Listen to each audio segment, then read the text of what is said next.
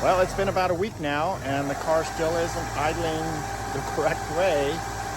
So we need to check into a few things and see if we can't resolve this problem.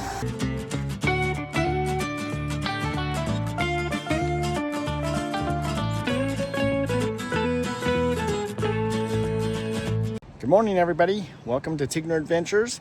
Today, I'm going to try to resolve my bad idling issue.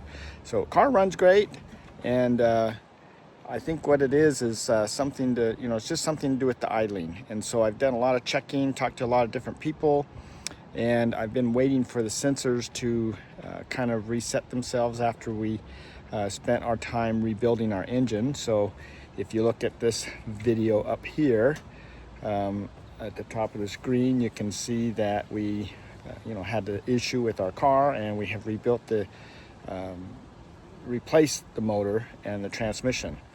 And there's one sensor I did not replace, and I probably should have done that, and that's the idle air control valve. So when the engine is, like you're driving down the road, throttle's activating, and it's actually turning that little butterfly valve right there, and that lets the air in and out.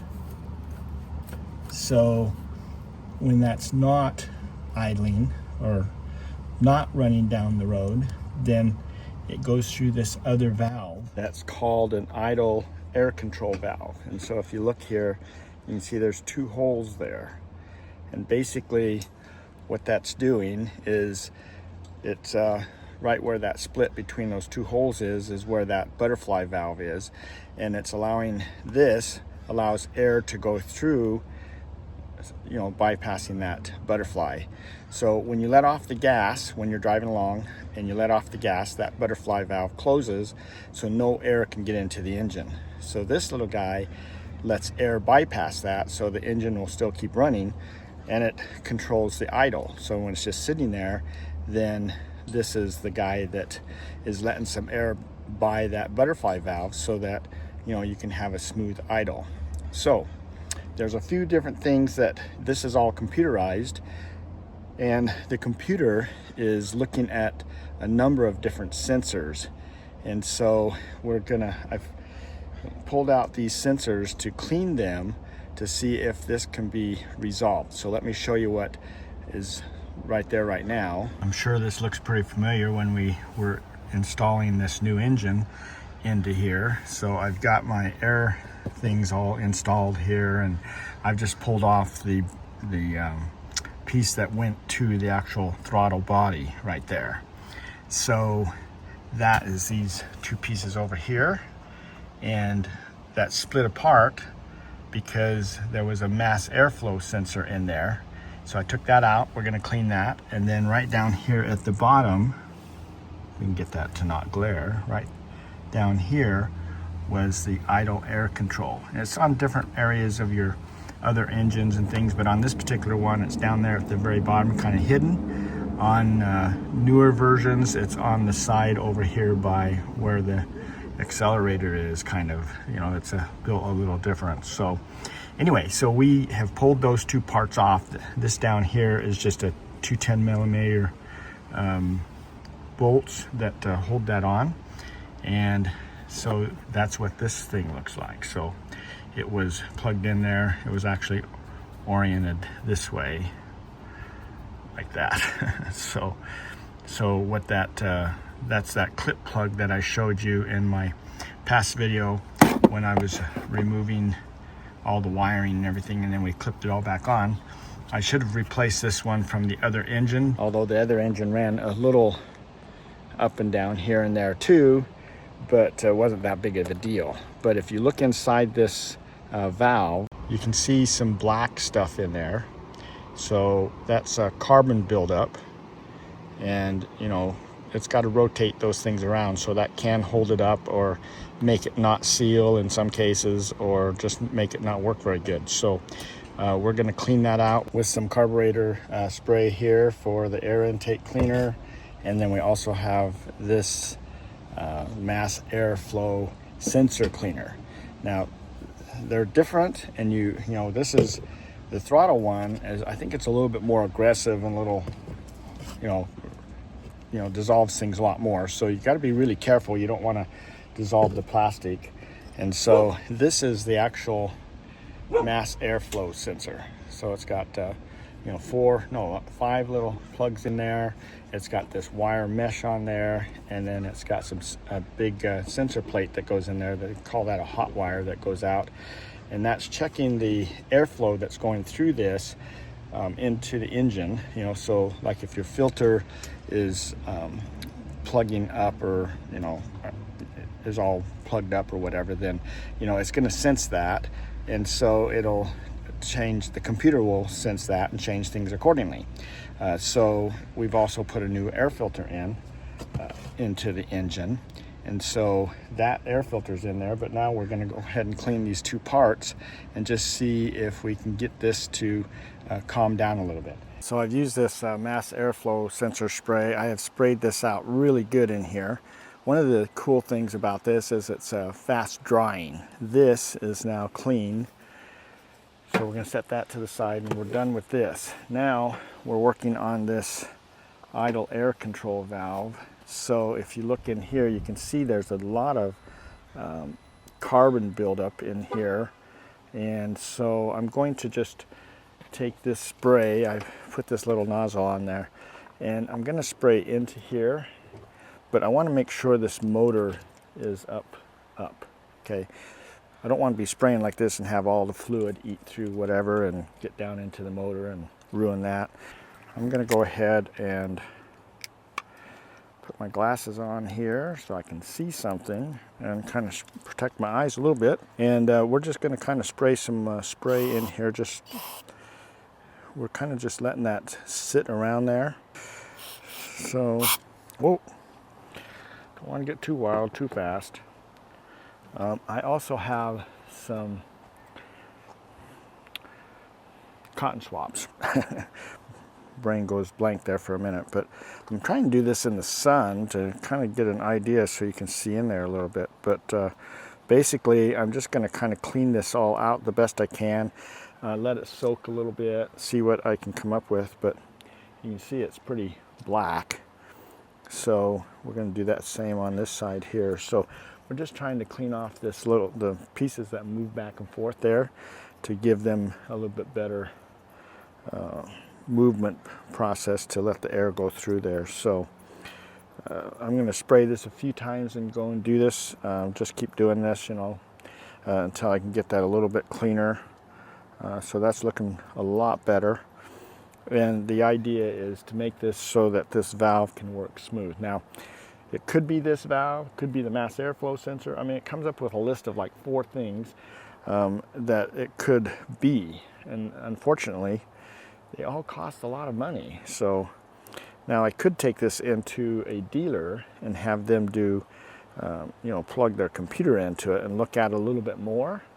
The problem is I could probably replace all of these parts for the amount that they're going to charge me, and then they're going to want to, charge me more for all the parts than what a typical auto store will charge, because the dealers are usually a lot more.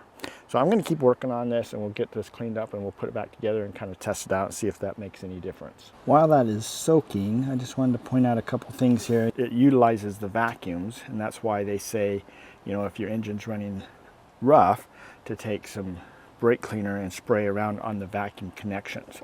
So these connections right here can get the cable, the rubber can go bad, crack, whatever, and you may start leaking, and so there's not enough vacuum pull there, and so that messes the computer up also. The bottom line is that the computer runs everything on these newer vehicles. So the newer they are, the more there is to it. This is a 2001 Hyundai Santa Fe, so that's why there's not a lot to this engine, and it's definitely a lot simpler to replace it than on the newer ones. So I was told that, this whole thing, going back to our original video, we blew the engine because I was towing it in gear, forgot to take it out of gear. Well, I found out that a lot of people have that same issue. In fact, one guy had a brand new rig, just bought it for a couple $100,000 and bought a brand new Jeep, forgot to take it out of gear and blew the engine. I would feel a lot worse about that scenario than with ours here. At least ours is 20 something years old, and it's easy to work on and get into it. I mean, if you look back at the videos, I've created a playlist of all the things that we're doing on this car, and you can see there was a lot to it, but that is nothing compared to what the new engines have to offer. So I'm pretty lucky, and everything runs great with this little swap out. So I'm pretty happy. It's just getting this idle under control. This is the mass airflow sensor that I was talking about earlier. If you see that arrow right there, right under Bosch, it says that's the direction of airflow. So we just want to make sure that we put this in so that that pointer is pointing to the intake manifold. I'm just using a regular star Phillips screwdriver here, and this is the piece that goes onto the intake manifold. So this here is where the mass airflow sensor mounts. And remember, we got to follow the arrow, so it's going to mount this way.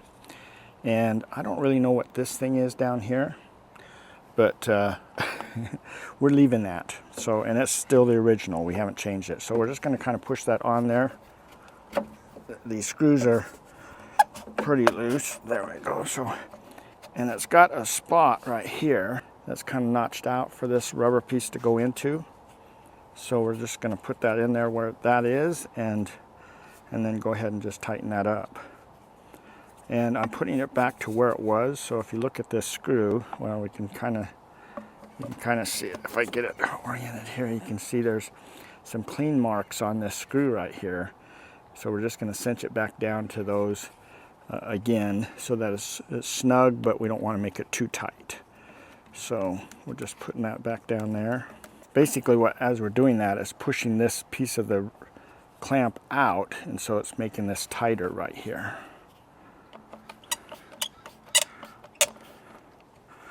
All right, so that's nice and snug, and the goal there is to make it so that there's no air leaks right here. That's really important. This is how that goes back on there, but we're not going to put this in. This is really easy to do. And then this air filter cover that sits on top of our air filter just mounts right here. So we'll go ahead and put this back on, but we're not going to put this one on yet until we get the IAC installed, because we won't be able to see it very easy. So it's better to do this before we do that. I have the part all clean, and if you look in here, you can see this little spot here is open right there a little bit. And if I touch that, you can see how easy that opens up and it moves back and forth. So my guess is that's how it's controlling the throttle right there, that normally that's in a set position. It wasn't moving before, so life is looking better there having it clean. Now we just need to go ahead and install this back on the engine. So I'm going to go ahead and install this, and then I'll show you what it looks like installed, and then we'll put the air cleaner back together and start her up. Installed and tightened down.